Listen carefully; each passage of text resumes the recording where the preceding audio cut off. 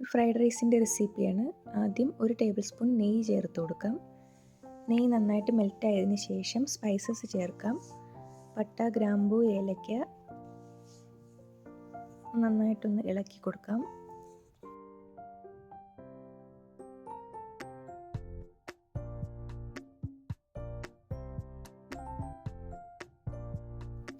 ചെറുതായി അരിഞ്ഞു വെച്ചേക്കുന്ന സവാള ചേർത്ത് കൊടുക്കാം. സവാള ചെറുതായി ഒന്ന് വഴന്നു വരുമ്പോൾ അതിലേക്ക് വെജിറ്റബിൾസ് ചേർത്ത് ഒന്നുകൂടി വഴറ്റിയെടുക്കാം. ഗ്രീൻ പീസ്, ക്യാരറ്റ്, കോൺ, ബീൻസ് ഇതൊക്കെയാണ് ചേർത്തിരിക്കുന്നത്. ലോ ഫ്ലെയിമിലിട്ട് വെജിറ്റബിൾസ് കുറച്ചു നേരം ഒന്ന് വഴറ്റിയെടുക്കാം. ഇതിലേക്ക് ആവശ്യത്തിനുള്ള ഉപ്പ് ചേർത്ത് കൊടുക്കാം.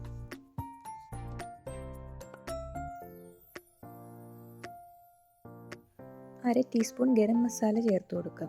ഫ്രൈഡ് റൈസിന് നല്ലൊരു ഫ്ലേവർ കിട്ടാനാണ് ഇത് ചേർത്ത് കൊടുക്കുന്നത്.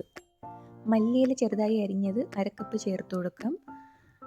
പുതിനയില ചെറുതായി അരിഞ്ഞതും ചേർത്ത് കൊടുക്കാം. പുതിനയില 1/4 കപ്പ് ചേർത്താൽ മതിയാകും. ഫ്രൈഡ് റൈസിന് നല്ലൊരു ഫ്ലേവർ കിട്ടാനാണ് ഇതൊക്കെ ചേർക്കുന്നത്. 1 മിനിറ്റ് ഒന്ന് നന്നായി ഇളക്കിയതിന് ശേഷം ഇതിലേക്ക് അരി ചേർക്കാവുന്നതാണ്. ബസ്മതി റൈസാണ് ചേർത്തിരിക്കുന്നത്. അരി ക്രിസ്പി ആയിട്ട് വരുന്നത് വരെ ഒന്ന് ഇളക്കിയെടുക്കാം.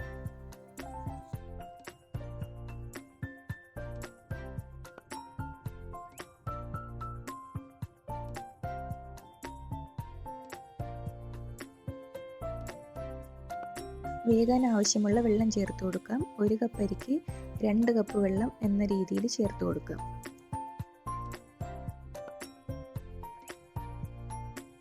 അരിക്ക് ആവശ്യമുള്ള ഉപ്പ് കൂടി ചേർത്ത് കൊടുക്കാം.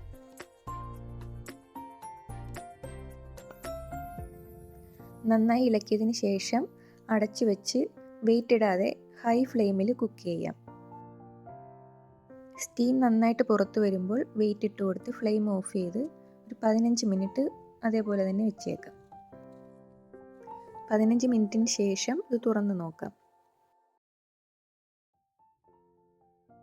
ഇതിലേക്ക് നല്ല കളർ കിട്ടാനായി 1/4 കപ്പ് പാലിൽ 1/4 ടീസ്പൂൺ മഞ്ഞൾ ചേർത്ത് ഇതിലേക്ക് ഒഴിച്ചു കൊടുക്കാം. വീണ്ടും അടച്ചു വെച്ച് ഒരു 10 മിനിറ്റ് വെയിറ്റ് ചെയ്യാം. അതിന് ശേഷം തുറന്ന് നോക്കാം. ഫ്രൈഡ് റൈസ് നല്ല പെർഫെക്റ്റ് ആയിട്ട് കിട്ടിയിട്ടുണ്ട്. എല്ലാവരും ഇതുപോലെ ഒന്ന് തയ്യാറാക്കി നോക്കുക. അടുത്ത വീഡിയോയിൽ കാണാം. Thank you.